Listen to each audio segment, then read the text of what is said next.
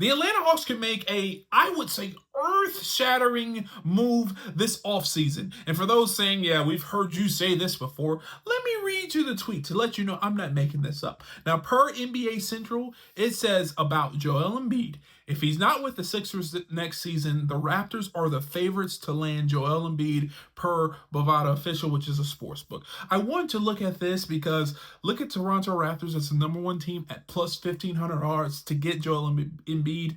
Look at the second team.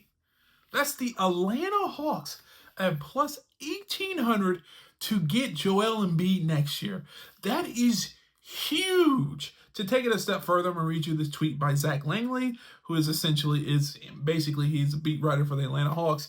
He says, according to a Bovada Official, which is that sports book, the Hawks have the second highest odds to land Joel Embiid this offseason if he's traded. This is huge because, like I said, the sports books aren't in the business of losing money. So if they suggest this or if this are odds for them, that means that they have an inkling or an idea or maybe an analysis that this could potentially happen. And for the Atlanta Hawks to have the second best odds, there is something telling them that, hey, the Atlanta Hawks may be in play to get Joel Embiid this offseason. Now, I will say this. Joel Embiid, the player, the healthy player, would be a rock star addition for the Atlanta Hawks. But there has been some questions with not only Joel Embiid's in character, but his ability to stay healthy. Let me read you this tweet that basically shows the statistics of him being healthy. Basically, this stat line is crazy, and I'll read you the tweet. It's by FanDuel Sportsbook. It says, the Joel Embiid stat line is actually insane. He played 446 games, I believe, in his career. Of those 446 games he played, he missed. Now, he missed 400 games. So, of the 800 games total of his career, he played 446 and he missed 400 games. He missed the same amount of games, basically, as the games he played in. He is a injury-prone individual, and we know this. And that's why this could be so difficult for the Atlanta Hawks. But there is upside to a Joel Embiid. People forget he won MVP. And in his MVP season, he averaged 33 points per game, 10 rebounds per game, 4 assists, and almost 2 blocks. He was a double-double at 33 points when he was in the MVP race. Now, there's a lot of questions because can he get to that MVP level? He's been injured after injured after injured every year. And teams are just like, will he ever be good?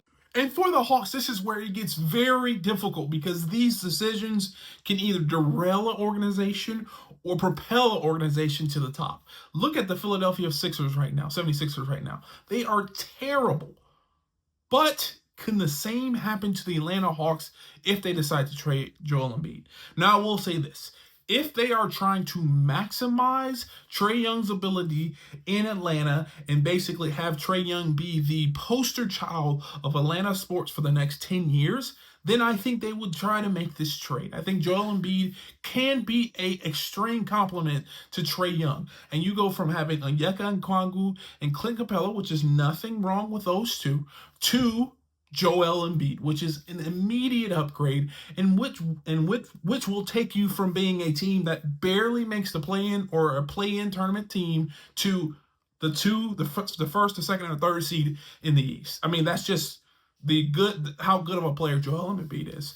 But moving on, I think if the Atlanta Hawks say, hey, Trae Young is a phenomenal player, but we want to maximize this team around Jalen Johnson, Zachary Richaud, Dyson Daniels, then I think they won't end up trading for Joel Embiid. Joel Embiid is a person that allows Trae Young to thrive in his prime. And if the plan is not for Trae Young to be in Atlanta, they won't get him. If the plan is for him to be in Atlanta long term, then they'll try to get out Joel Embiid. And imagine this lineup. Trae Young, Dyson Daniels, Zachary Richaud, Jalen Johnson, and Joel Embiid.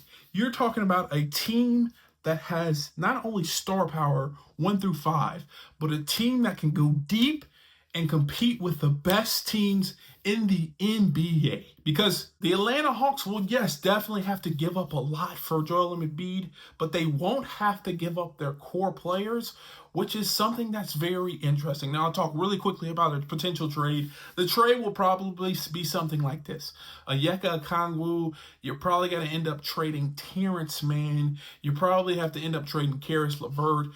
Well, he probably won't resign, but Georges Niang, you probably have to give up Kobe Buffkin, and you probably have to give up 2 first-round picks and maybe a second-rounder. But for all that, to get Joel Embiid, is that something that the Atlanta Hawks should do? I think they should think about it and really dive into the medicals of Joel Embiid and see if what he's doing or what his injuries are, if those are sustainable over the next 4 years, or if he could get healthy over the next 4 years. And if that's the case, then that's the decision that they need to make. But if you agree or disagree with me, leave a comment down below. Let me know how you feel. Would you rather have Joel Embiid to help Trae Young's prime, or would you rather not have either one of them? Leave a comment down below. Let me know. And if you want to see more videos like this, check this one out right here. And like always, peace.